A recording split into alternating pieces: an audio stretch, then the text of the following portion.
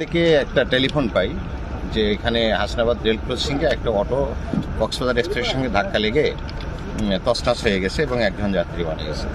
এই সংবাদ পেয়ে আমি দ্রুত এখানে চলে আসি। এসে তারপরে দেখি 2 জন লোক মারা গেছে। তারা পরস্পর একই বাড়ির এবং একই তারা আত্মীয় স্বজন। প্রথম ট্রান্সে তারা ভাই, কিন্তু ভাই না, হয়তো আত্মীয় স্বজন, একই বাড়ির আত্মীয়, চাচাতো ভাই বা ভাগ্নে হতে পারে। এরকম তারা একে অবৈধ ক্রসিং, এখানে সাবধানতার সাথে পার হওয়া উচিত ছিল। যেখানে অবৈধ ক্রসিংয়ের একটা সাইনবোর্ড দেওয়া আছে, এখানে রেল কর্তৃপক্ষের কোনো লোক থাকে না, কিন্তু তারা এই অসাবধানতা বশত পার হতে গিয়ে ট্রেনের সঙ্গে ধাক্কা লেগে এই দুর্ঘটনা।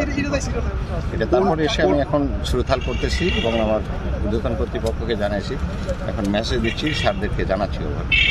নিহতদেরকে আমি এসে 2 জনকে 2 জায়গায় পাইছি, অটো গাড়িটা আরেক জায়গায়।